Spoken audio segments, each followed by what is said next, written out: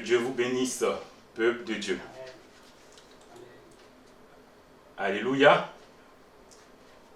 Alors, nous allons arrêter nos micros pour suivre le message. Et après l'intervention, nous allons réallumer nos micros pour d'éventuelles questions.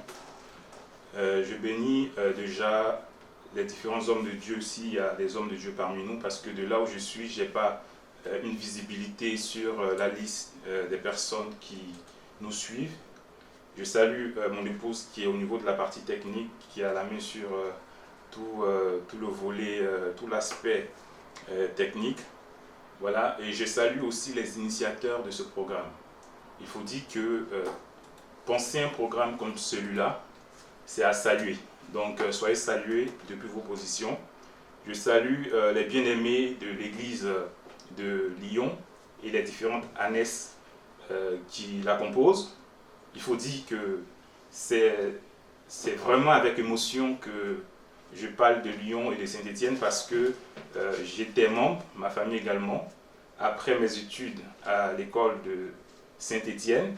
Voilà, on a été au niveau de l'ANES de Saint-Étienne. Donc, je suis très content de voir que l'église de Saint-Étienne de Lyon continue d'exister et continue de faire l'œuvre du Seigneur. Soyez bénis là où vous êtes, peuple de Dieu. Et je voudrais aussi, dans cette même perspective, bénir la vie du responsable Séphon, qui nous a enrichis le premier jour lors de l'ouverture de ce panel. Il nous a largement édifié avec le thème du travail bien fait. Hier, nous avons aussi reçu de la part de l'homme de Dieu, le responsable Guillaume Mabea, un enseignement très riche sur l'intimité avec Dieu dans une vie professionnelle épanouie. Alors c'est vrai que une présentation a été faite concernant ma personne. Je suis votre frère. Moi, j'ai décidé de me lancer dans l'entrepreneuriat. Bien vrai que j'ai eu une formation ici en France, à Saint-Étienne. J'ai exercé, comme il a dit tout à l'heure, notre bien-aimé, à Paris avec Vinci et puis un Europe. Aujourd'hui, je suis à Abidjan et je fais la navette entre la Côte d'Ivoire, entre l'Afrique et puis l'Europe. Je bouge un peu dans la sous-région. On est au Libéria où on essaye de travailler sur l'électricité. On est un peu dans plusieurs domaines, on est pluridisciplinaire. Voilà, et on est aussi en Guinée-Bissau où on intervient pour des promotions immobilières. Donc ça, c'est un peu ce qui concerne l'entreprise que je tiens aujourd'hui. Et je profite de l'occasion pour saluer tous mes collaborateurs qui me suivent parce que j'ai cru entendre qu'il y avait M. Christian Pesecro qui était connecté. Voilà, la famille Pesecro aussi est avec moi et nous travaillons arrache-pied sur les différents projets que le Seigneur nous permet de pouvoir conquérir sur ces territoires-là. Alors aujourd'hui, j'ai eu cette lourde responsabilité de traiter un thème. Le thème, vous le connaissez déjà, c'est le thème des différents secrets de la bénédiction professionnelle. Aujourd'hui, quand on parle de secrets, on a tendance à avoir, je vais dire, les piliers, les socles ou une potion magique qui va nous permettre de pouvoir sortir d'un point A à un point B.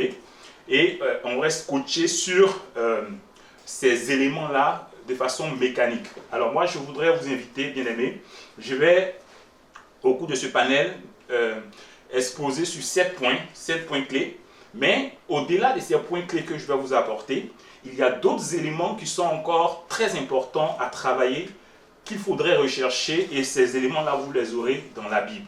Tout ce que nous faisons aujourd'hui sur cette terre, sachez que la base, tout est dans la Bible. Je me rappelle comme ça qu'à Nancy, j'avais exposé sur ce thème-là, et j'avais rencontré une sœur qui, une fois sortie de la conférence, m'a abordé, il m'a dit « Frère Jean, figure-toi que tous les éléments que tu es en train de donner à notre groupement, puisque sont dans elle appartient à un groupement économique, et là, ils ont ces formations-là sur ces différents thèmes-là, et elle me disait que c'était payant, c'était très coûteux, elle me parlait de 1 million par là, ce qui équivaut à 2 000 € en semaine. Voilà, c'était des sorties, des conférences. Et figurez-vous, bien-aimés, quel que soit là où tu es et tu me suis, le Seigneur ne nous a pas fait payer ces faveurs-là, nous les avons. Nous les avons dans la Bible.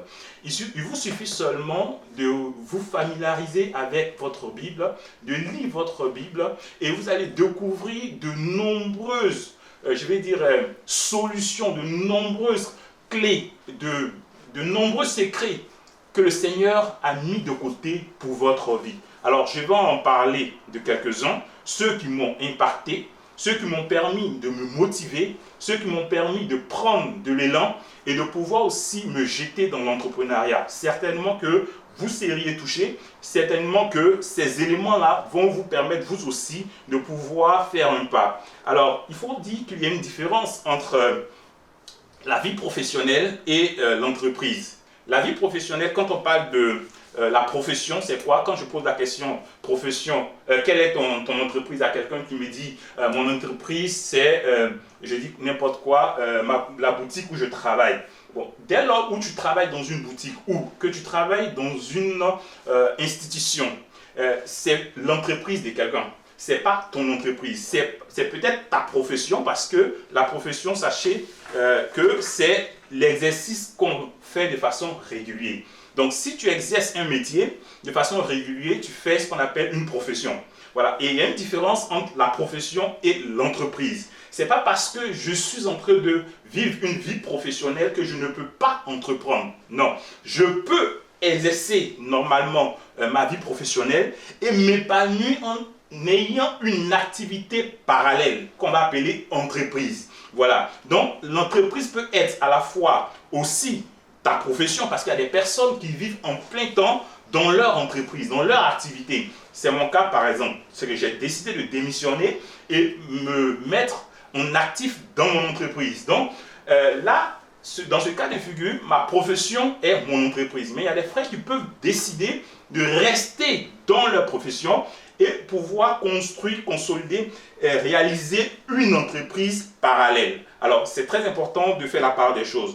Donc, nous allons nous recentrer sur notre thème, les secrets de la bénédiction professionnelle. Alors, pour introduire ce thème, je vais parler d'un verset qui m'a beaucoup marqué dans la Bible et qui me marque toujours, qui se trouve dans le livre de Jean 5, le verset 8. Ce verset-là, il est vraiment profond parce qu'il s'agit en fait d'une histoire où le Christ arrivait vers une piscine et il a vu en fait un malade couché et il demande à ce malade, veux-tu être guéri? Et ce malade lui répond, je n'ai personne pour me jeter dans la piscine quand l'eau est agitée. Alors le Seigneur lui donne en fait un ordre. Bon, un ordre. Mais le Seigneur va lui donner en fait 3 mots importants que nous allons développer. Alors c'est quoi? Il dit, lève-toi, virgule, prends ton lit et marche. Voici en fait ce que le Seigneur va lui dire. Et en fait, rien que cette expression va être remplie de sens. Et c'est ce que nous allons essayer de décortiquer au cours de ce panel-là. Alors, le premier sens d'engagement que nous avons dans ce mot, dans cette expression, c'est de pouvoir déjà avoir l'intention de marcher, la volonté de marcher. Donc, le Seigneur se présente à quelqu'un et il dit, mon fils, je veux que tu te lèves et que tu marches. Mais est-ce que toi, tu as la volonté? Parce que je constate que quoi? Je constate que la piscine est active, la piscine est agitée et tu es toujours dans ta position, tu es toujours couché. Est-ce que tu veux être guéri? Voici où le Seigneur même est en train de poser la question aux malades. Est-ce que toi, là même, là, tu veux être guéri? Et c'est le cas de beaucoup d'entre nous aujourd'hui. C'est qu'on connaît la réalité, on connaît notre vie. On a envie de réussir, on a envie d'être épanoui.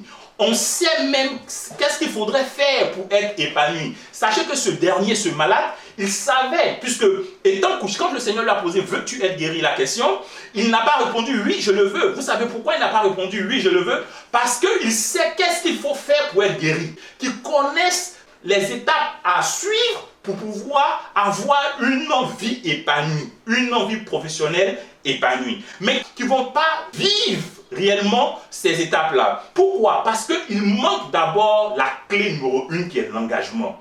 Il manque d'abord la clé numéro 1 qui est, lui, sorti de sa zone de confort. C'est qu'on est tellement attaché à ce qu'on sait et à ce qu'on a l'habitude de voir qu'on reste attaché à son lit. qu'est-ce qu'il avait fait ce malade? C'est qu'il était attaché à son lit. C'est sa zone de confort. Il préfère rester couché parce qu'il est plus facile pour lui d'être couché, d'être allongé, que de pouvoir glisser et se jeter dans l'eau. Donc on préfère cela, on préfère cette zone de confort-là. Et bien aimé, aussi longtemps que nous allons rester dans une zone de confort ou que nous allons pouvoir nous rassurer, oui, on connaît les étapes, on sait comment il faut faire, mais il est difficile. Mais pour nous, ce n'est pas aussi comme pour les autres là. Ou même aller chercher à donner la faute à d'autres personnes disant que oui, c'est parce que je n'ai personne pour me jeter dans l'eau ou c'est parce que je ne vois personne me donner les instructions. Bien aimé, il nous serait difficile de faire le premier pas. Il nous sera difficile d'avancer. Il nous sera très difficile de marcher. Parce que pour marcher, il faut prendre conscience déjà de l'état dans lequel on se trouve. Pour marcher, il faut prendre conscience déjà de l'état dans lequel nous nous trouvons, qui est un état allongé. Alors, il y a vraiment une différence, il ne faudrait pas, je vous parle très bien de la zone de confort. Parce qu'il y a une différence entre zone de confort et confort. Les chrétiens sont appelés à faire vraiment cette distinction-là entre zone de confort et confort. Donc nous allons continuer et il faut savoir que quand on parle de zone de confort, on fait allusion généralement à la routine. On fait allusion généralement à ce qu'on a l'habitude de voir. On fait allusion généralement à ce qu'on est habitué, ce qu'on connaît par cœur, ce qu'on sait et qu'on n'est pas obligé d'apprendre de quelqu'un. Je vais vous donner un exemple. C'est qu'on arrive dans une église aujourd'hui et on pose la question et la plupart des personnes qui sont dans ce cas de figure-là, on les reconnaît. C'est que quand tu lui poses une question, bien aimé, veux-tu être délivré? Ah non, moi je sais qu'il faut prier pour moi, il faut un moment de jeûne. Lui, tu sais. Tu sais qu'il faudrait ça pour pouvoir avoir ta délivrance. Mais pourquoi tu n'es pas délivré jusqu'ici? Ah non, moi je sais qu'il faut poser des candidatures, il faut donner en fait mon CV en ligne, je connais tel site. Et ces personnes-là sont bourrées d'expérience, ils connaissent beaucoup de choses. Comme ce malade-là connaissait tout. Quand Jésus lui a posé la question, il pouvait dire oui et puis Jésus allait le délivrer. Mais il a cité tout ce qu'il fallait faire. Je savais qu'il fallait se jeter dans l'eau, mais je ne l'ai pas fait. Je savais qu'il avait besoin de quelqu'un, mais je n'ai pas demandé à un parent de venir m'aider. Il connaît tout. Et ces personnes-là savent déjà ce qu'il faut faire. Mais qu'est-ce qui manque? C'est l'engagement. Donc, bien aimé, si nous voulons faire partie des particuliers, si nous voulons faire partie des personnes qui vont changer, oui, en fait, leur structure, leur squelette, leur architecture, leur orientation, leur vision et leur projet et vivre pleinement une vie épanouie professionnellement, il faut d'abord prendre conscience de l'état dans lequel nous sommes. Il faut d'abord prendre conscience de l'environnement dans lequel nous sommes. Il faut ensuite prendre conscience de la zone de confort dans laquelle nous sommes. Pourquoi? Parce que quand tu es dans cette zone de confort, qu'elle est rétrécie, bien aimé, tu ne seras jamais épanoui. Parce que déjà, même là, tu te stresses pour peu. En fait, tu marches, tu évolues, mais tu n'es pas heureux. Tu n'es pas heureuse. Tu ne sais même pas pourquoi. Tu te poses plusieurs questions. Tu te dis, mais il me manque quelque chose. Mais tu ne sais pas pourquoi. Bien aimé, ne cherche pas loin. Ce n'est pas parce que tu n'as pas un salaire. Tu as un salaire. La fin du mois, tu es payé convenablement. Mais tu n'arrives pas à jouir de tes revenus. Tout simplement parce que ta zone de confort te rétrécit. En fait, quand tu arrives à ce stade-là, il te faut l'esprit de discernement pour pouvoir élargir cette zone-là de confort. Et pour pouvoir agrandir cette zone-là. On va y arriver un peu plus en profondeur pendant notre panel. La zone de confort est très différente du confort. Le confort est recherché. Le confort, c'est quoi? Le confort, c'est faire plaisir à son être. Le confort, c'est quelque chose dans lequel l'humain, parce que l'humain est spirituel, on est bien d'accord. Et quand notre Seigneur, notre Dieu va créer l'humanité, il va créer l'environnement dans lequel l'homme doit évoluer, c'est-à-dire le jardin d'Éden. Donc, il crée un confort avant de créer l'homme. Donc, le confort, c'est ce qui te permet de pouvoir vivre ta vie de façon agréable. Donc, ce n'est pas mauvais le confort. Par contre, ce qui est mauvais, c'est de rester longtemps dans une zone de confort. La zone de confort te limite. La zone de confort te limite. Et ta zone de confort, c'est ton lit. Donc, le Seigneur vient vers cet homme qui est malade et lui dit ceci. Lève-toi. Donc, prends l'engagement. Il ne dit pas, tiens ma main, lève-toi. Il dit, lève-toi toi-même. Parce que le premier la première action à mener vient de toi, dépend de toi. La première action à mener dépend de toi. C'est à toi d'avoir, lui, l'esprit de te lever, de te mouvoir, de t'engager, de te réaliser. Est-ce que tu as cette envie-là? Est-ce que tu as ce désir profond-là de vouloir sortir de cette zone de confort? Donc, il faut vraiment regarder, analyser ta personnalité, analyser ta vie, analyser le toi, tout ce que tu as, et puis essayer de réfléchir sur cette première étape. Est-ce que j'ai envie d'y sortir? Est-ce que je suis prêt à y sortir? Qu'est-ce qu'il me faudra pour y sortir? Et partant de là, quand le Seigneur voit qu'il est engagé, le Seigneur lui donne maintenant instruction de prendre son lit. Pourquoi le Seigneur lui demande de prendre son lit? Parce qu'on ne laisse pas le confort. Le confort est important. Tu en auras besoin demain. Tu auras besoin de ce lit-là pour te reposer. C'est un confort. Le Seigneur savait que l'homme malade aura besoin de ce lit-là plus tard pour se reposer. C'est important. Un homme travaille, il y a un temps pour se reposer. Donc, il ne te dit pas jette ce lit-là. Il ne te dit pas laisse ce lit-là. Il te dit prends ton lit et marche. D'abord, prise de conscience. Engagement bien défini.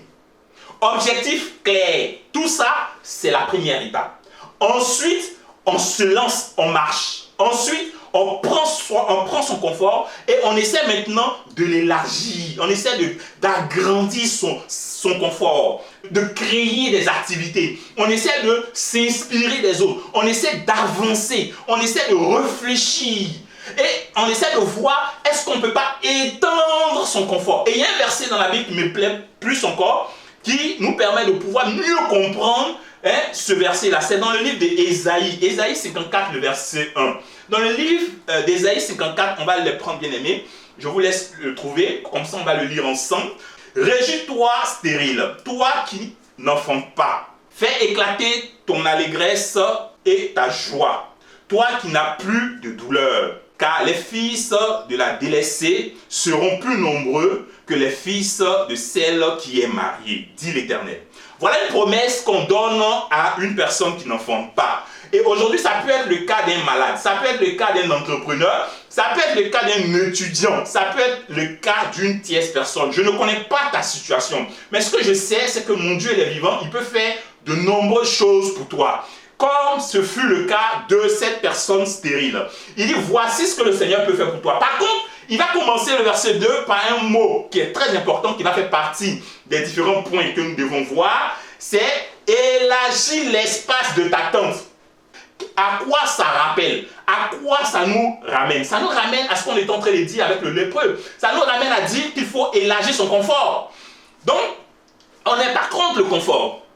On n'est pas contre le confort, par contre, on est contre la zone de confort quand on veut démarrer. Parce que la zone de confort nous limite et nous empêche de pouvoir prendre les premiers pas, de pouvoir commencer. Voilà, donc on est contre la zone de confort, c'est un obstacle. Par contre, le confort, il faut l'élargir. C'est-à-dire, il faut rêver. C'est-à-dire, il faut évoluer. C'est-à-dire, il faut aspirer à voir grand. Donc, aller conquérir. Aller de l'avant, rechercher de nouvelles choses à faire, de nouvelles technologies, être assoiffé de découvrir. Donc toutes ces choses-là te permettent d'élargir ta tente, bien-aimé. Et le Seigneur te recommande d'élargir l'espace de ta tente. Mais ce n'est pas quelqu'un qui le fera pour toi parce que tu es censé te connaître. Tu es censé connaître ton besoin. Tu es censé connaître l'évolution de ta vie. Tu es censé connaître tes projets. Donc, c'est à toi de savoir jusqu'où tu veux élargir l'espace de ta tente. Après l'engagement, le premier point, la première clé, le deuxième point, c'est d'élargir, bien aimé, l'espace de notre tente. Et cela commence par quoi? Cela commence concrètement par un plan d'action. C'est que quand tu veux t'engager, il te faut un plan d'action. Tu pars d'un point A à un point B. Donc, partant de ce point-là, tu te dis, voici ce qu'il me faudra. Donc, c'est ce que le Seigneur aussi est en train de montrer aux malades. Le Seigneur pouvait venir et dire aux malades, lève-toi et marche. Mais il a dit, lève-toi d'abord. Prends ton lit et marche. C'est très important. Pourquoi ces 3 étapes? La première étape, c'est un mouvement. C'est important parce que vous êtes d'accord avec moi qu'on ne peut pas rester couché et marcher. Donc, si je veux atteindre la marche, il faut d'abord que je sois en position debout et non en position couchée. La première étape importante. La seconde, c'est quoi? Prends ton lit. Parce que si même tu vas et tu marches, tu auras l'intention de revenir en arrière et chercher ce que tu as laissé. Donc, le Seigneur te dit, prends tes choses, prends tout ce que tu as pour éviter la nostalgie. Parce que quand tu t'engages, le but, ce n'est pas d'aller et revenir. Le but, c'est d'aller et avancer. Est-ce que vous comprenez? Donc, le Seigneur te prépare à toutes ces étapes-là. Lève-toi, prends ton lit, marche. Et que cette marche-là soit continue. Donc, c'est très important, bien aimé, si nous voulons vivre une vie professionnelle épanouie, il est important d'avoir un plan d'action. D'avoir ce qu'on appelle généralement un cahier de charge. Qu'est-ce que tu veux faire? Quelle activité tu veux réaliser? Est-ce que c'est ta profession? Ça veut dire que tu vas être en plein temps, tu vas l'exercer en plein temps. Est-ce que c'est une entreprise dans laquelle tu as des actions et tu n'es pas impliqué directement? Ou est-ce que c'est une entreprise et c'est des personnes qui travaillent pour toi et toi tu fais autre chose? Donc ces plans-là doivent être écrits, définis et clairs. Quand c'est défini et c'est clair, tu as derrière maintenant, oui, le deuxième point qui est fractionner la faisabilité de ces objectifs-là. Ce deuxième point-là te permet de pouvoir voir quand tu vas commencer et quand tu vas terminer. Qu'est-ce qu'il te faudra? Donc ça se fait en plusieurs étapes. Alléluia. Ça se fait en plusieurs étapes. Donc c'est très important, bien aimé, de rester focalisé sur, oui, son plan d'action. De ne pas s'en détourner. Il va avoir des péripéties en cours de marche. Il va avoir des débordements. Mais tu restes focalisé sur ton plan de marche.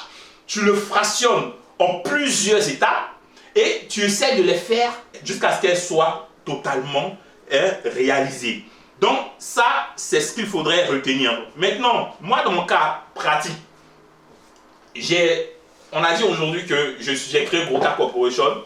Mais Groka Corporation, on a commencé bien avant que Groka Corporation existe. Avant Groka Corporation, il y avait une entreprise. Pendant que moi, je venais en France pour venir étudier l'architecture, mon petit frère gérait cette entreprise-là. Et pendant que j'étais étudiant, il y a le responsable Mabuya qui est aussi connecté, qui connaît très bien mon histoire, puisque étant à Saint-Étienne, c'était mon responsable. On a beaucoup échangé, que je salue déjà. On a beaucoup travaillé sur cette entreprise-là pour pouvoir faire nos premiers pas. C'est que tout ce qu'on devait faire comme activité, j'étais étudiant, mais on les faisait avec cette entreprise en parallèle. On travaillait petit à petit. Abidjan, ça fonctionnait, ça se développait sur Abidjan. Pendant ce temps, moi, je continuais en fait la marche dans les études d'architecture et de design pour pouvoir avoir le diplôme. Donc, bien aimé, ce n'est pas parce que tu es étudiant que tu ne peux pas entreprendre.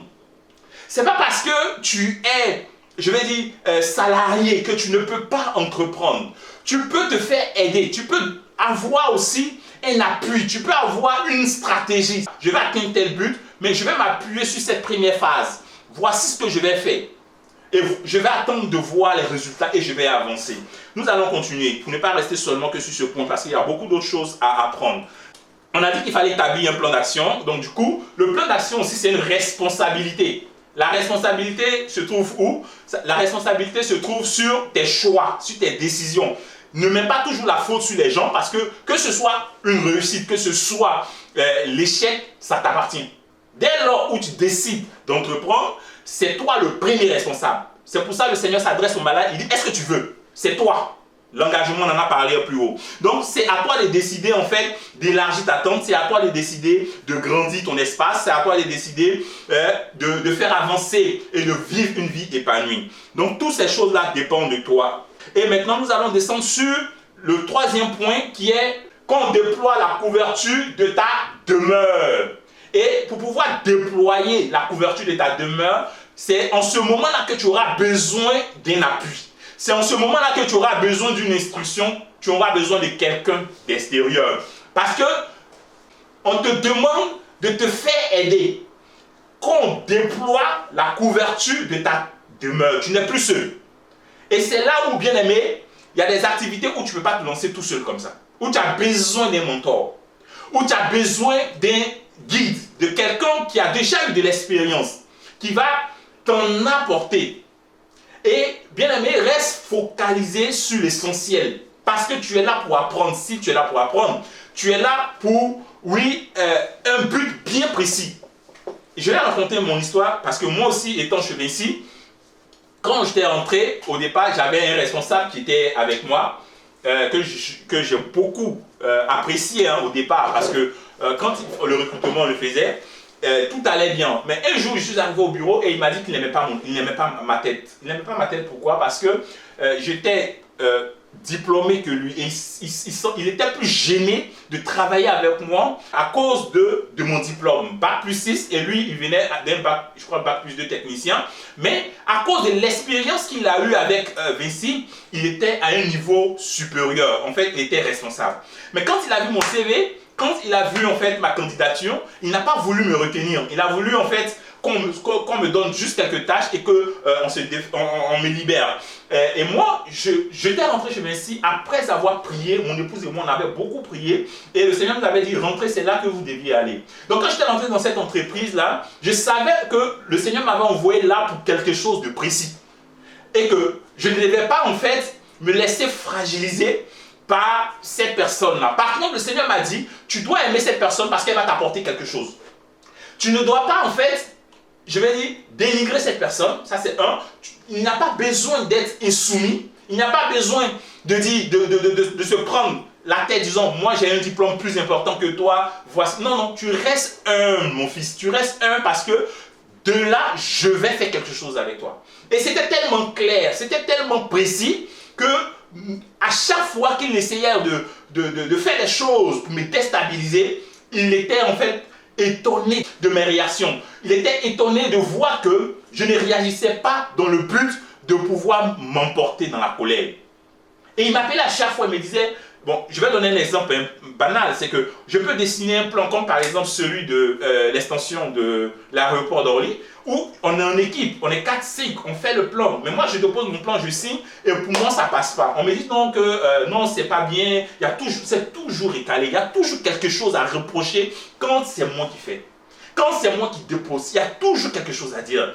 Au départ, je ne comprenais pas, et je suis quelqu'un, je suis tellement, je vais dire jusqu'à boutiste, je veux tellement faire les choses bien, que quand tu me fais une remarque, je m'applique à travailler cette remarque-là et la parfaire. Et devenir de mieux en mieux, je vais dire, la personne que tu souhaites voir. Donc, j'essaie de toujours travailler sur moi. Et quand je viens vers lui, il dit, mais toi, tu es tenace. Je ne veux même pas voir ton projet. Donc, je comprends plus tard que c'est même pas le fait de me voir évoluer, mais c'est le fait de ne même pas voir mon projet. Mais ce n'est pas ce qui m'intéresse. Moi, je reste focalisé sur ses mails. Je reste focalisé sur ses appréciations. Et ce qu'il oublie, c'est qu'en me faisant du mal, il me forge. En me faisant du mal, il me travaille, il me taille. Et c'est ce que le Seigneur va nous présenter plus tard. Il va me dire, mon fils, j'ai permis à ce que tu passes là pour te permettre de connaître certaines choses que tu n'allais pas connaître nulle part. Parce qu'avant d'être avec lui, j'étais avec des juifs, des architectes juifs, mais c'était tellement à l'aise. On me donnait le salaire que je voulais, j'avais même un scooter, tout se passait bien, j'allais faire des courses à Paris 8e. Mais c'était tellement simple. Et si j'étais resté avec eux et que je devais aller créer mon entreprise, je vous dis bien aimé, je ne serais pas épanoui aujourd'hui. Parce que je n'aurais rien appris. Mais le Seigneur a permis que je rentre là où c'était difficile. Et ce monsieur, je vous dis, sans le vouloir bien sûr, il fut mon mentor. Parce qu'il m'a appris beaucoup de choses. Donc n'ayez pas peur d'apprendre. Même là où c'est difficile, considérez, même ceux qui ne veulent pas, qui sont sur vous, dès lors où ils sont établis sur vous, bien aimés, voyez-les comme vos mentors. Et l'avantage que nous avons, enfants du Seigneur, c'est que déjà nous sommes dans des églises structurées, où on a des responsabilités, où on a des responsables. On sait ce que c'est qu'un responsable. On sait ce que c'est qu'une personne établie sur nous, un homme de Dieu. Souvent les hommes de Dieu nous orientent, ils disent, voici ce que vous deviez faire, c'est contre votre volonté. Mais c'est l'homme de Dieu. Il l'a dit. Donc on se soumet. Et cette soumission-là produit des effets. Cette soumission-là agir.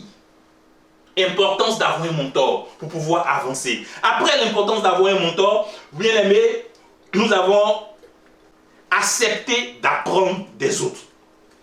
Tu ne peux pas tout connaître. Tu ne peux pas tout maîtriser. L'école ne t'apprend que 40%, même pas, même souvent 30-35% de ce que tu vas vivre dans la vie professionnelle.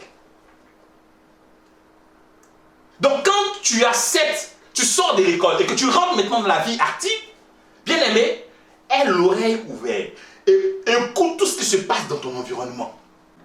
Apprends des autres. À chaque fois qu'il y a une situation qui se présente, apprends de cela. Et il faut beaucoup lire, il faut beaucoup rechercher. Pas plus tard qu'avril, j'étais arrivé pour rencontrer ma famille et j'avais rencontré l'homme de Dieu de Chanteloup-Lévin qui avait parlé d'un livre que je profite en même temps pour vous montrer pour ceux qui seront intéressés, Père riche, Père pauvre. Et il a beaucoup parlé de ce livre-là. Et j'ai lu ce livre-là parce que ma femme me l'avait offert à l'occasion et j'ai découvert certaines choses qui m'ont tellement glacé. J'ai vu que j'étais en train de me perdre dans même mon activité. Parce qu'aujourd'hui, quand vous allez à Abidjan, Groka Corporation, on s'était lancé dans du gros. On a pris un siège, je vais dire, très haut standing. On avait plus de 11 bureaux. Tout était équipé. On avait tout ce qu'il fallait. Mais est-ce que c'était ce qu'il fallait pour pouvoir avoir notre clientèle forcément? Et au travers de ce livre, Père pauvre, Père riche, on a beaucoup travaillé sur les actifs et les passifs. Et on s'est rendu compte que même le bien, ta maison, peut être considéré comme un actif si tu le veux. Ça ne sert à rien d'avoir une grosse maison où tu es dedans. Ça peut faire partie de tes conforts, on en a vu. Mais si tu sais où tu veux aller, tu peux réduire tes passifs et puis renforcer tes actifs. Les actifs, c'est quoi? C'est tout ce qui rentre dans ta poche. Les passifs, c'est tout ce qui sort de ta poche. Mais si tu vois en fait la gestion, tout ce que ça me coûtait, la gestion pour ce bien-là, finalement, les clients même n'arrivaient même pas là. Pourquoi? Parce que les rendez-vous se faisaient à l'extérieur. Et c'est plus tard que je me suis rendu compte que l'accessibilité n'était pas vraiment facile. Parce qu'on était un grand carrefour. Et vous connaissez les embouteillages d'Abidjan. Je donne un rendez-vous à un client à 17h, il arrive à 19h. Pourtant, il n'est pas loin, mais il est dans le bouchon. Parce qu'on est un grand carrefour, on est un feu. Une bonne visibilité, certes, mais difficile d'accès. Une bonne visibilité, mais difficile d'accès. On a réfléchi et on a été obligé de délocaliser. Mais heureusement qu'on l'a fait tôt. Aujourd'hui, tous les clients arrivent à être satisfaits parce qu'on a trouvé un endroit avec parking. Tout se passe super bien. Donc, bien aimé, il faut regarder tout ça. À chaque fois, on n'est pas à son summum. On ne dit pas oui parce que j'ai entrepris, parce que ça se passe bien, parce qu'on est au Libéria, parce qu'on est en Guinée-Bissau, parce que ça se passe ici. On va forcément être, je vais dire, grossir et montrer que du gros. Non, arrivé au moment, même dans ta grosseur, même dans l'élargissement de ton espace, tu peux restreindre certaines choses qui sont considérées comme étant des passifs. Et rechercher des actifs. Parce que ce sont ces actifs-là qui vont permettre de grossir ton entreprise, qui vont permettre de grossir ton activité. Donc, je vous encourage, bien aimé, à chercher, comme vous pouvez, des mentors. Aujourd'hui, il y a des personnes, et notre entreprise le fait très bien, des personnes qui coachent, qui accompagnent des personnes de la diaspora qui veulent investir, qui veulent réaliser. Parce qu'il y a tellement de choses à faire en Afrique. Il y a tellement de choses à faire dans d'autres continents. Donc, essayez d'avoir des personnes qui vont vous permettre de pouvoir ventiler vos ressources, de sorte à ce que vous soyez épanoui dans ce que vous entreprenez, dans ce que vous faites. Donc, on va aller maintenant sur le quatrième élément. Le quatrième élément nous parle de ne rien retenir, c'est-à-dire ne retiens pas. Ne retiens pas. Donc, ne pas retenir ici, qu'est-ce que moi je voulais partager avec vous avec ce point? C'est s'adapter sans se compromettre. S'adapter sans se compromettre. Donc, quand moi je rentre chez Vinci, je travaille chez Vinci avec pour intention de pouvoir grandir, de pouvoir m'implanter. Mais ce n'était pas forcément ce que Dieu avait prévu pour moi. Il me l'a dit. Il me l'a dit. Et j'étais même confronté à ce monsieur, ce responsable que je vous avais dit, qui voulait même me voir être licencié. Il y avait une réunion qui avait été effectuée où tout avait été déjà prédéfini, il fallait qu'on me licencie. On a fait des points, mais je me suis focalisé sur mon Dieu. Seigneur, c'est toi qui m'as dit de rentrer dans cette entreprise. Je ne vais rien faire qui aille à l'encontre de ta volonté. Et je sais que si tu m'as permis d'entrer là, c'est pour un but bien précis, de sorte à ce que mon témoignage puisse servir aussi à d'autres personnes de pouvoir avancer là où elles sont. Parce que je ne sais pas ce que tu traverses, bien-aimé. Mais je suis resté constant.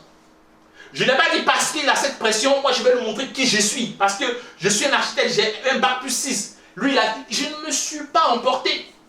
Dans l'humilité, à chaque fois, je me remettais entre les mains du Seigneur. Seigneur, applique ta volonté. Applique ta volonté et que ce soit ta volonté qui soit faite. Je recherchais toujours la volonté du Seigneur. Et j'ai continué ma marche.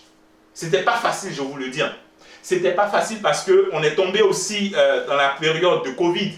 Et là encore, c'était encore grave parce que ce monsieur, il voulait à tout prix que je sois licencié. Malheureusement, c'est lui qui a été licencié. Et la deuxième personne qui devait prendre sa place, elle est arrivée, elle a compris un peu l'ambiance qu'il y avait. Et elle a appris dans les coulisses qu'on avait voulu que je sois nommé responsable. Et que, voilà, et elle aussi, elle n'a pas pris le poste. Elle est venue, elle a fait 3 mois avec nous, les 3 mois d'essai. Mais elle a vu un peu l'ambiance, elle a dit non, quand je regarde, monsieur Goroka, c'est vous qui deviez prendre le poste. Moi, je vais pas rester, non, je ne m'en sens pas, je m'en vais. Et la personne n'est pas restée, elle est partie. La personne n'est pas restée, elle est partie. Mais je ne retenais rien. Tout ce que le Seigneur me disait de dire ou de faire, je faisais. Et je ne restais pas dans la compromission pour dire, comme je suis avec eux, je vais forcément marcher comme ils veulent que je marche pour leur faire plaisir. Non, je ne suis pas dans la séduction. Je connais mon Dieu. Je connais ce qu'il est capable de faire. Je sais où il m'a enlevé. Si je vous raconte là où je viens bien, mais vous n'allez pas vous en remettre. Donc, je veux rester focus sur l'essentiel, sur ce que le Seigneur veut que je fasse, sans me compromettre.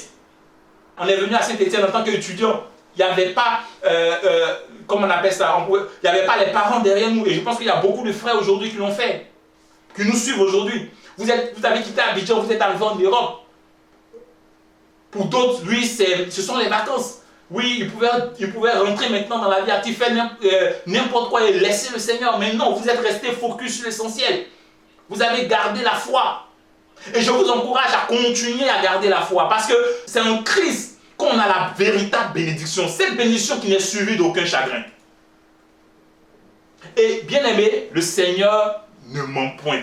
Ce qu'il a commencé, ce qu'il a dit, ce qu'il a prévu faire, il l'accomplit toujours.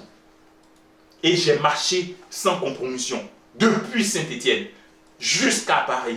Et même dans cette entreprise-là.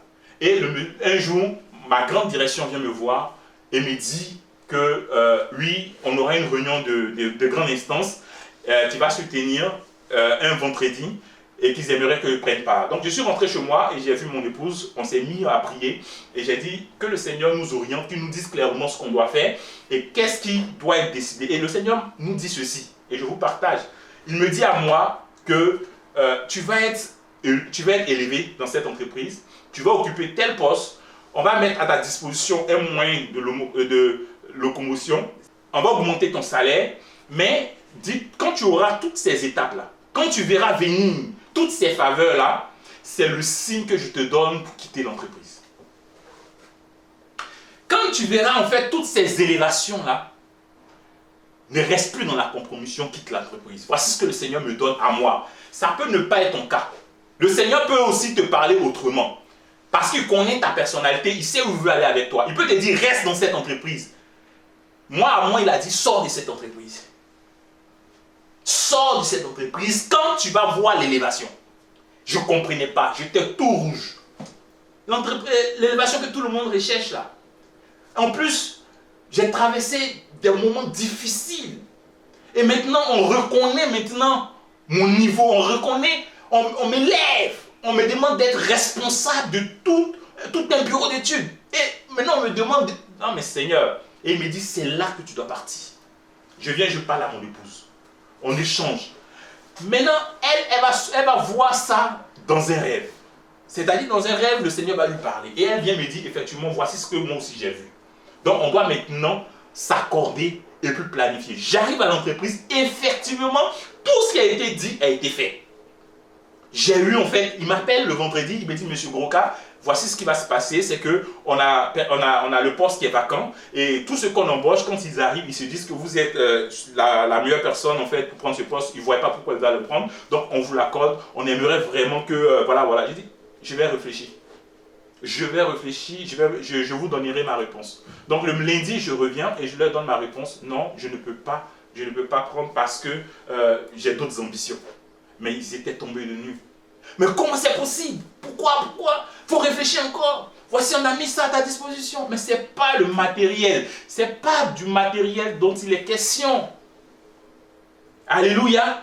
Ce n'est pas du matériel dont il est question. Donc, bien aimé, il s'agit de bien d'autres choses que ça. Donc il faut aussi apprendre. On va passer au point suivant. S'ouvrir au changement. Il faut aussi s'ouvrir au changement. Apprendre à reconnaître les saisons.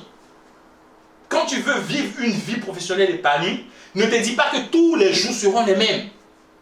Il va y avoir des moments de faiblesse, des moments de force. Il va y avoir des moments propices pour s'aimer et des moments de récolte. Il faut reconnaître ces moments-là. Et ça, on nous les enseigne. Il faut reconnaître aussi les environnements, l'atmosphère, les territoires favorables. Tu veux peut-être faire l'élevage. Ici, en France, c'est un peu compliqué de faire l'élevage. Mais tu as un ressortissant, tu es un ressortissant du Bénin, tu es un ressortissant du Mali, tu es un ressortissant du Sénégal, de la Côte d'Ivoire. Tu as des parents ou même tu as des entreprises à qui tu peux donner ton argent. Et puis créer ces projets-là pour toi.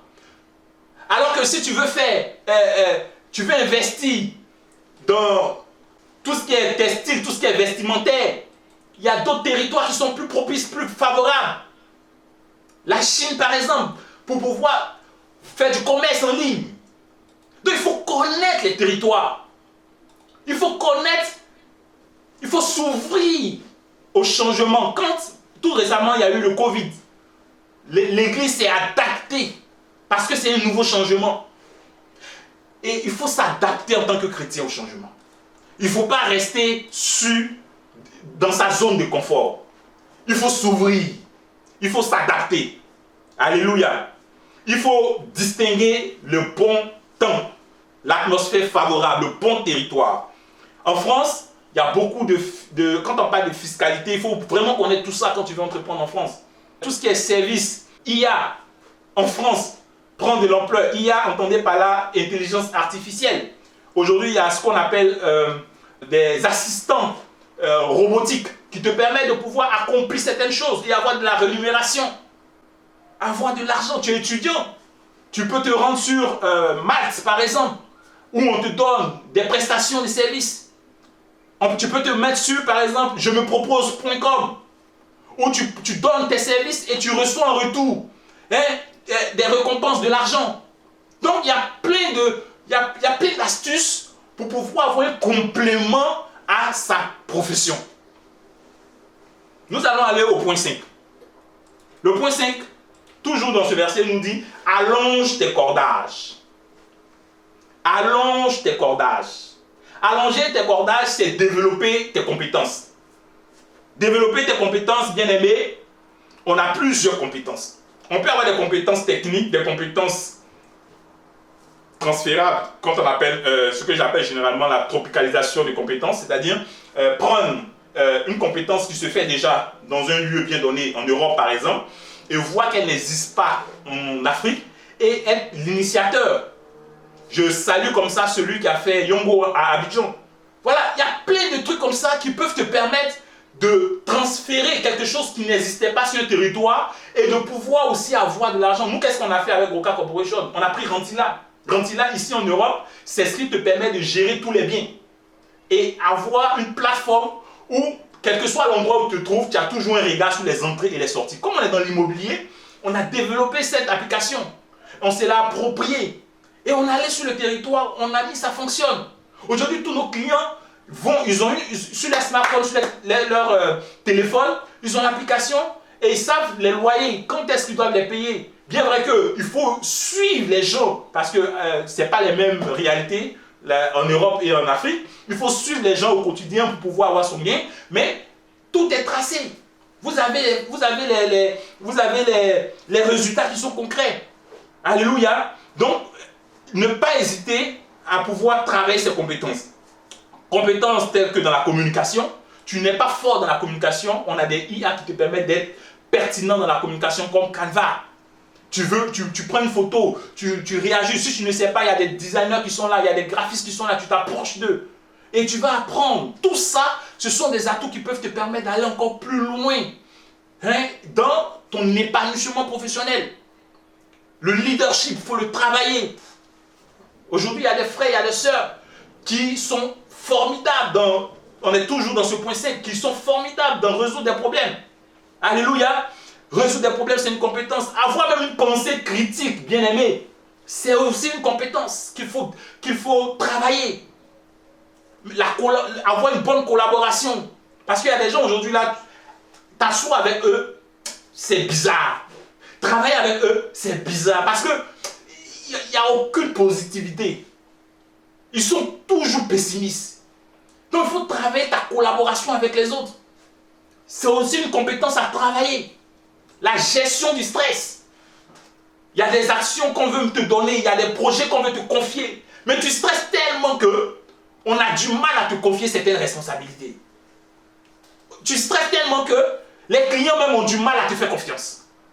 Donc le stress se canalise. C'est un travail à faire. Alléluia. Donc ce sont tout ça qui vont te permettre d'allonger tes cordages.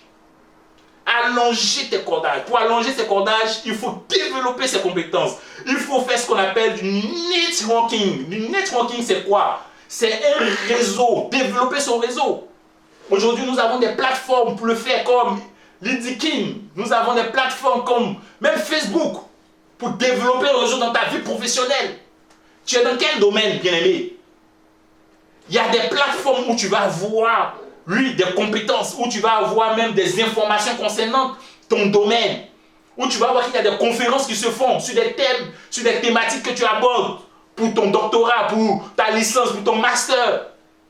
Donc ne sois pas fermé, ne sois pas limité, ne sois pas dans une zone de confort, je vais dire stricte. Non, il faut aussi s'ouvrir, aller rechercher des connaissances dans ce qu'on appelle des forums, dans ce qu'on appelle en fait des expositions, des salons professionnels. Et il faut cultiver la relation avec ces personnes. C'est-à-dire cultiver la relation, c'est entretenir tes relations. Bien aimé, tu veux être épanoui, les relations ça compte. Le réseau ça compte. Heureusement, nous sommes dans une église où nous connaissons, où nous avons, qui est très large. L'église est aussi une plateforme. Qu'est-ce que tu fais?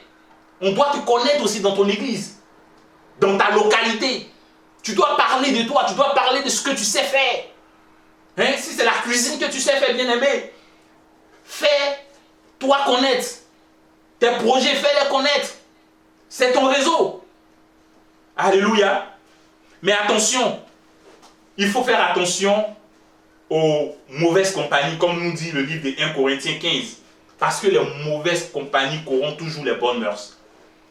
Donc si dans ton réseau, tu tombes devant des personnes qui ne vont pas te permettre d'avoir le salut. Si dans ton réseau, tu tombes sur des personnes qui vont te faire vivre une vie de compromission. Si dans ton réseau, tu tombes sur des personnes qui sont contraires à ce que ce Seigneur désire que tu fasses, bien-aimé, attention, tu n'es pas obligé d'aller. Et ça, je l'ai déjà vécu. À Saint-Étienne, j'avais un professeur qui faisait ce qu'on appelait la franc-maçonnerie. Et à l'école du design, il m'avait déjà vu et il m'avait abordé. Je ne comprenais pas ce professeur. Chaque fois, il me complimentait, me donnait de ses rendez-vous pour me voir mon travail. Il appréciait mes manières de faire. Ah oui, tu es africain. Ah, j'aime l'Afrique. Ah oui, tu es comme ça. Oui, j'aime ta manière de faire. À chaque instant, il y avait quelque chose que ce dernier faisait pour pour ne pas, entre guillemets, pour dire m'aguicher. Et moi, je ne comprenais pas, mais j'en parlais. Dieu merci, il y avait le responsable Guillaume Mabia qui je parlais beaucoup de ces sujets-là. Je lui en parlais. Ah, mais responsable, regarde ce qui se passe. Qu'est-ce que tu en penses? Et on en discutait. Dieu merci. Après la prière, après des moments de prière, je me suis rendu compte que ce dernier était dans un club de franc-maçonnerie. Reste focalisé, ne te compromets pas. Je n'ai pas cédé. Je suis resté ferme. Parce que je ne suis pas obligé de rentrer dans tous les réseaux pour réussir. Christ même est un réseau. Et Christ a le meilleur réseau. Je vais chercher des réseaux, certes, mais pas tous les réseaux. Dès lors, un réseau ne répond pas à mes normes, parce que je suis un homme réglé, je suis un homme avec des normes spirituelles. Si un réseau ne rentre pas dans mes normes, bien aimé, je n'y mets pas le pied. Alléluia, quelle que soit ma profession, quel que soit mon objectif. Parce que c'est toi-même qui t'es engagé. On va continuer.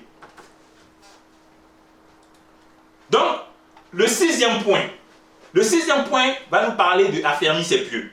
Affermir ses pieux, bien aimé, ça se fait en plusieurs étapes. D'abord, on va parler de ce qu'on appelle la persévérance et la résilience. La persévérance, bien aimé, tu vas être face à des problèmes, à de nombreux problèmes, parce qu'il faut savoir, il y a une différence entre l'enfant de Dieu, la bénédiction selon le Seigneur, et la bénédiction du monde. La bénédiction selon le Seigneur, elle n'est suivie d'aucun chagrin. Pourquoi? Parce qu'avant d'avoir la bénédiction, les chagrins sont là.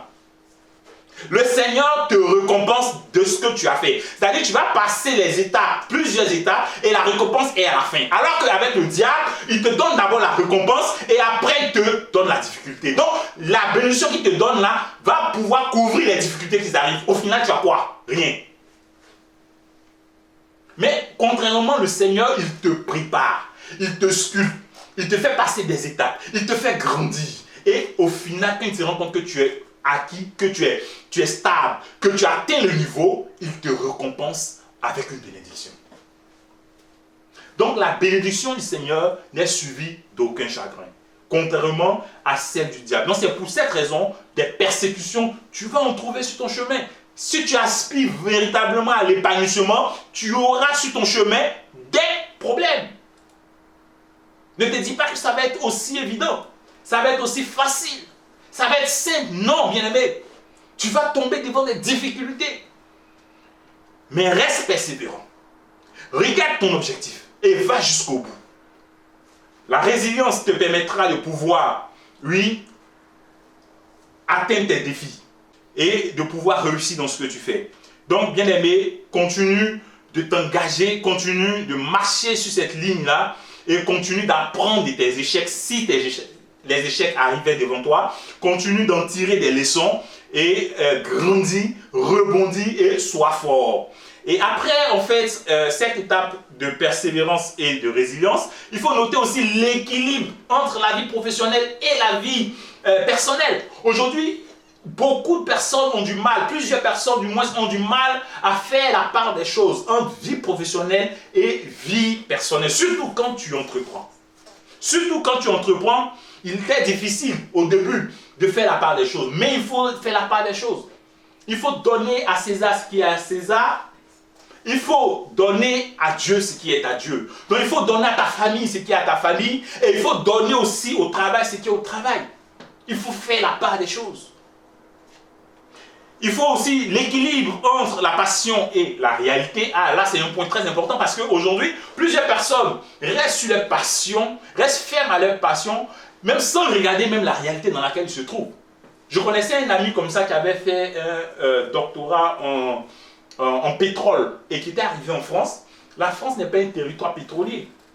Il était arrivé en France, il se battait sur tous les points pour pouvoir s'en sortir. Pour pouvoir s'en sortir, bien aimé, tu as toutes les qualifications qu'il faut. Mais là où ça va être difficile, c'est parce que le territoire aussi a son langage. Soit tu restes focalisé sur le Seigneur, et comme le responsable Mabula nous l'avait dit dans son témoignage, le Seigneur transforme l'environnement à ta faveur. Le Seigneur aussi a la possibilité de transformer un environnement à ta faveur. Ou soit tu lis aussi l'environnement avant de t'engager. Alléluia. Donc soyez focalisés sur l'équilibre entre la passion et la réalité.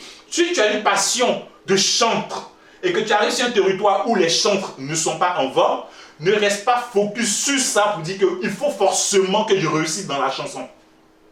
À côté de la chanson, c'est ta passion certes, mais à côté de la chanson, il y a d'autres choses qui peuvent te permettre de pouvoir vivre, c'est-à-dire de pouvoir t'épanouir professionnellement et de pouvoir accompagner maintenant ta passion. Si tu es un architecte et que tu arrives dans un lieu où l'architecture est déjà faite, comme ce fut le cas pour moi, en France, en Europe, l'architecture est déjà avancée. Là où il y a tout à construire, c'est en Afrique. Où tu arrives que tout est déjà avancé et que tu sais qu'il est difficile de pouvoir t'implanter et réussir, arracher et pouvoir t'implanter, influencer comme il se doit, parce que le Seigneur t'a créé selon ce qu'il a dit à Jérémie pour établir, pour pouvoir arracher, pour pouvoir t'implanter, pour pouvoir t'enraciner. Donc si ces choses-là ne s'appliquent pas parce que tu es sur un environnement qui n'est pas propice, bien aimé, mais la réalité. N'aie pas peur de te mettre en face de la réalité. Je connais un frère qui a fait de nombreux diplômes à Saint-Étienne toujours et qui avait fait un travail qui n'était pas pour son diplôme. Mais quand il avait fait ce travail-là, au départ les gens le regardaient. Il était à Saint-Étienne, mais après il a fini à Marseille. C'est un ami à moi, on est venus ensemble. Et on a fait l'architecture ensemble. Moi, je suis allé en design. Il a fini toutes mes études. Et lui, non, il est arrivé, il allait faire le transport de déménagement. Au départ, quand il faisait, ses parents en Afrique lui disaient, mais attends, tu es allé en France pour être chauffeur. Ses parents n'avaient pas compris. Il dit oui. Il s'est acheté un premier camion. Un deuxième camion. Aujourd'hui où je vous parle, il est le numéro 1 des transporteurs à Marseille. Vous cherchez Marseille, Inzi. Il est numéro. Sur ses voitures, c'est marqué Inzi. Inzi. Et tout le monde en parle à Marseille. Pourquoi? Parce qu'il sait ce qu'il fait. Il a compris que ça, c'était un besoin. Dans cette ville-là, il y avait ce besoin-là. Et il a répondu au besoin. Donc, arrivé un moment, quand tu arrives sur un territoire, il faut chercher le besoin qui correspond au territoire. De quoi ils ont besoin ici? Dans ce territoire-là, qu'est-ce qu'ils parlent? Quel est leur langage? Et tu essaies d'apporter ce que le Seigneur te dit de faire. Ne reste pas seulement qu'à t'écouter toi-même. Tu t'écoutes trop. Et c'est parce que tu t'écoutes trop que quand le Seigneur te pose la question de savoir tu veux être guéri, tu dis je n'ai personne. Alors que le Seigneur t'a déjà donné. On va avancer. L'autre point, c'est la discipline. Bien aimé, il faut être discipliné. Généralement, quand on parle du terme discipline, on en voit une connotation négative. On pense que c'est trop carré, c'est trop strict, c'est trop ferme. Ça effraie, les gens ont peur. Pourquoi la discipline? Non. C'est pour cette raison, dans les églises, quand on parle de telle personne est sous discipline, on est déjà effrayé. Qu'est-ce qu'il a fait? Alors que sous discipline, c'est simplement être sous la discipline. C'est-à-dire remettre en ordre. Donc, ne pas avoir peur de remettre dans l'ordre. Ne pas avoir peur de chercher la discipline. Déjà, appliquer la discipline à sa vie et la transposer dans son environnement. Être discipliné. Si ton travail nécessite à ce que tu te lèves les matins à 6h, lève-toi à 6h. Si ton travail nécessite à ce que tu te lèves tard dans la nuit, lève-toi tard dans la nuit. On ne dit pas que celui qui fait un travail bien, comme l'a dit notre responsable s'effondre le premier jour. Fais bien ton travail de façon disciplinée. Parce que la récompense en découlera. Fais bien ton travail. Sois discipliné dans ce que tu fais. Parce que c'est ce qui t'apporte de quoi manger, de quoi vivre. Alléluia. La discipline est très importante. Je sais que nous aurons des moments de questions. Donc, j'essaie de donner les points. J'essaie d'apporter quelques exemples. Dans quelques minutes, je vais donner la parole pour que des questions soient données. Et que j'apporte aussi quelques éléments pour enrichir le sujet. Donc le dernier point, et c'est le point le plus important, bien aimé, c'est le 7e point, c'est considérer ce qui a de la valeur pour Dieu. Ah, bien aimé, si tu es chrétien, que tu ne considères pas ce qui a de la valeur pour Dieu, ou si tu es entrepreneur, que tu ne considères pas ce qui a de la valeur pour Dieu, il te sera difficile d'être épanoui dans ta profession ou dans ton entreprise. Il faut considérer ce qui a de la valeur pour Dieu. Et quand nous prenons le livre de Genèse 1, le verset 1, nous comprenons déjà qu'est-ce qui peut être considéré comme étant un élément de valeur, déjà dans la base de la création. Qu'est-ce qui a de la valeur? Quand vous prenez les Écritures, vous verrez que au départ, le Seigneur disait dans ce livre, on va lire l'Écriture, on va lire Genèse 1, le verset 1, rapidement, je l'ai sous les yeux, je lis. Au commencement, Dieu créa les cieux et la terre. La terre était informe et vide. Il n'y avait des ténèbres à la surface de l'abîme. Et l'Esprit de Dieu se mouvait au-dessus des eaux. Dieu dit que la lumière soit, et la lumière fut. Dieu vit que la lumière était bonne. Non. J'insiste sur le mot était, la lumière était bonne. Cette phrase est très importante. Et Dieu sépara la lumière d'avec les ténèbres. Distinction. Dieu appela la lumière jour et il appela les ténèbres nuit. Ainsi, il eut un soir et il eut un matin. Ce fut le premier jour. Donc, voici, Dieu a commencé, au départ quand il arrive, il dit quoi? Au commencement, Dieu créa les cieux, d'accord, et la terre. La terre était informe et vide. Informe et vide. Informe et vide, qu'est-ce que ça veut dire? Ça veut dire sans valeur, tout simplement. Quelque chose qui est informe, c'est-à-dire qu'on ne peut pas la considérer, on ne peut pas lui donner une qualification, une forme, donc aucune valeur. Vide, c'est sans sens. Il n'y a rien à apprendre, il n'y a rien à voir, c'est vide. Ça sonne creux. Maintenant, le Seigneur va apporter quelque chose, un élément qui va faire que on va apporter de la valeur. Parce que j'ai souligné, et il dit la lumière était bonne. Donc, il va apporter le jour. Le jour, c'est quoi? C'est le temps. Le jour, c'est quoi? C'est le temps. Il faut noter ça parce que toute la création va être faite à la base du jour, à la base du temps. C'est-à-dire, le Seigneur va s'appuyer sur le temps comme catalyseur pour pouvoir réaliser ce qu'il va faire après. Vous allez voir qu'il va créer l'homme. Bon, avant de créer l'homme, il va créer les animaux, il va créer les plantes, il va créer, si vous lisez la suite, il va créer tout ça sur la base des temps. Donc, le temps, c'est quelque chose de très important, bien aimé. Et un investisseur, quelqu'un qui veut être épanoui, ne néglige pas le temps. Si tu négliges le temps, tu n'as rien compris. Le temps, c'est le premier catalyseur de la création. C'est ce qui te permet de pouvoir créer. Donc, si tu organises ton temps, si tu prends le temps comme un baromètre de l'innovation, si tu prends ton temps là-bas, le support de l'innovation, de la création, bien aimé, l'espoir t'est ouvert. En gros, le temps est la première valeur à considérer quand on veut investir. Quel temps il te reste pour réaliser ce que tu veux réaliser? En combien de temps tu dois faire? Parce que le temps, là, ce n'est rien d'autre que la richesse qu'on a. Notre Dieu est, je veux dire, il est un Dieu juste. Et la seule valeur qu'il a donnée à tout le monde, c'est le temps. Parce que quand on se lève, on a tous, dans la même journée, on a tous les mêmes heures. On a le même temps. Donc, il a donné de façon équitable la même valeur à chaque être humain. Maintenant, qu'est-ce que tu fais de ton temps? Parce que c'est ce que tu fais de ton temps qui va faire que tu seras soit épanoui ou tu vas vivre dans des difficultés. Qu'est-ce que tu fais de ton temps? Est-ce que tu utilises ton temps pour la distraction? Est-ce que tu utilises ton temps pour une consécration? Est-ce que tu utilises ton temps pour entreprendre? Est-ce que tu utilises ton temps pour te développer? Donc, qu'est-ce que tu fais de ton temps? Regardez par un exemple. Vous allez prendre la vendeuse de bananes. Hein? Pour ceux qui ont fait, on va même aller en Afrique, on va aller à Casino. On se dirige à Casino. Imaginons, on en est là, on arrive dans un centre commercial, que ce soit Carrefour, Casino, et on va en fait dans les rayons fruits et légumes. Quand tu vas voir comment on appelle ça, la banane qui est là, elle ne s'est pas déplacée toute seule du champ pour venir là. Mais il y a un prix, il y a une étiquette qui est sur elle, on dit tu dois payer 1,55 €. Mais les 1,55 € là, qu'est-ce que tu es en train de payer? La banane là, quand elle a poussé là, est-ce qu'elle a dit, moi, je vaux 1,55 €? Non.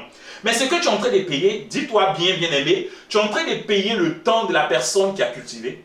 Tu es en train de payer le temps de la personne qui l'a transporté. Tu es en train de payer le temps de la personne qui l'a mise en conditionnement. Et c'est tout ce temps-là additionné qu'on considère qui fait 1,85 €. Tout simplement. Donc, des personnes se sont assises et ils ont dit, bon, moi je vais être cultivateur, je vais prendre mon temps, je vais cultiver. Ce temps-là, il l'a mis sur sa banane.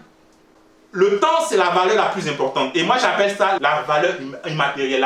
C'est la base. Tout est basé sur le temps. Donc, qu'est-ce que tu fais de ton temps? Alors que l'argent n'est que la matérialisation du temps. Donc, quand on décide de transformer le temps en monnaie pour pouvoir avoir un repère, c'est là on parle d'argent. C'est en ce moment pas d'argent. Parce qu'on veut matérialiser le temps. On veut rendre le temps palpable. Donc, on dit, ah, monsieur Yao, tu as fait combien de pas? Ce que tu as fait, bon, tu considères que ça fait combien en francs ou en euros? Et il donne sa cotation. Ok, monsieur Frédéric ou monsieur Jean-Pierre, toi, ce que tu as fait, ça fait combien? Et il estime. Et c'est ces estimations combinées qui font ce qu'on appelle le devis estimatif ou le devis définitif. Et toi, tu vas l'acheter. Tout simplement. Donc, si tu ne considères pas ton temps, c'est ton argent que tu es en train d'évacuer parce que tu es en train de donner ton argent aux autres. Une journée passée sans rien faire, bien aimé, tu ne peux pas t'en rendre compte de combien tu as perdu financièrement. Combien tu as perdu en termes de valeur. C'est pour ça, courir derrière le vent. On nous expliquait, et moi au départ quand j'étais enfant, à Œuvre Mission, on nous disait, ah non, ne pas courir derrière le vent. Bon, après on disait, ne pas courir derrière le ballon. Mais on ne comprenait pas, mais c'est derrière le vent, c'est-à-dire courir derrière l'inutile. Courir derrière le vent, c'est pas agréable, bien aimé. Vagabonder, c'est pas agréable, c'est pas encouragé. Utilise ton temps pour te construire. Utilise ton temps pour investir. Utilise ton temps pour développer tes actifs, pour développer tes activités. Utilise ton temps pour te développer.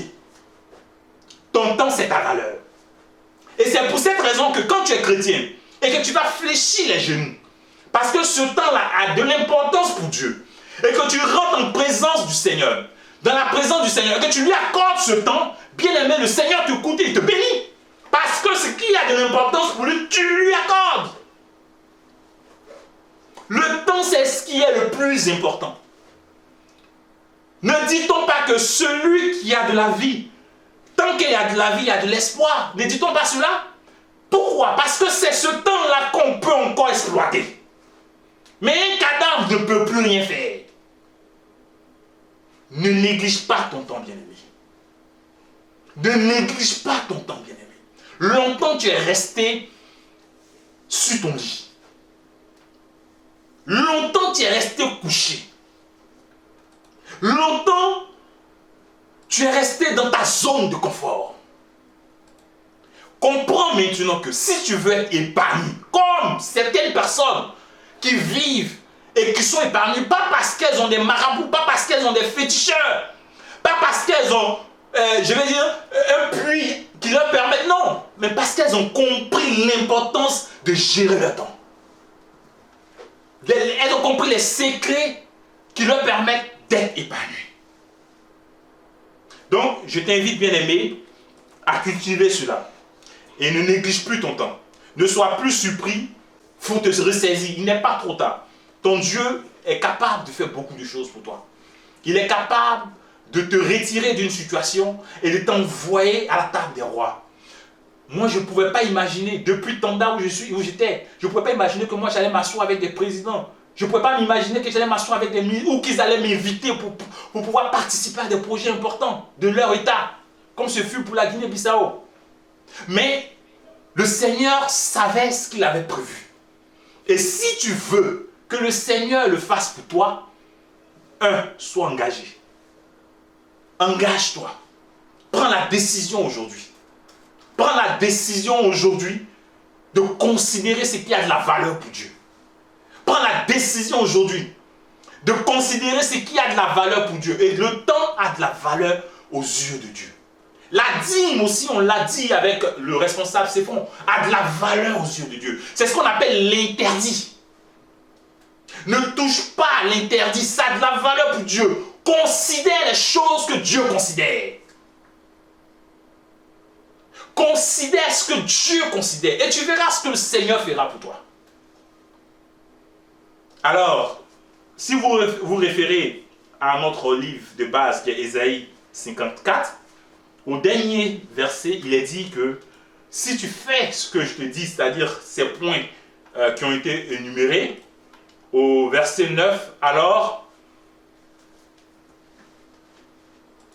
tu te répandras à gauche et tu te répandras à droite.